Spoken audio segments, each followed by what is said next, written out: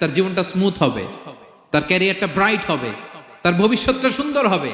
ছেলেমেয়েরা কিছু চাইলেই সাথে সাথে দিবেন না। অনেক বাবা মা আছে এত আদর করে, এত বেশি আহ্লাদ করে, যা চায় তাই দেয়, পরে হিতে বিপরীত হয়, ঠিক কিনা? ছেলে মেয়েকে অভাব শেখান, ছেলে মেয়েকে কষ্ট শেখান, ওদেরকে সংগ্রাম শেখান, প্রতিকূল পরিবেশে কি করে টিকে থাকতে হয় এটার সবক শেখান। সেদিন লোকমান তাই করলেন, ছেলের সবর শিখাইলেন যে বাবা ধৈর্য ধারণ করো, আতঙ্কিত হবা না। জীবন এটা সহজ নয়, জীবন চলার পথ সহজ নয়, এটাকে সহজ করে নিতে হয়। কখনো সবর করে, কখনো ক্ষমা করে, কখনো অন্যকে ইগনোর করে, কখনো দোয়া করে, কখনো আল্লাহর উপর তাওয়াক্কুল করে, ঠিক কিনা?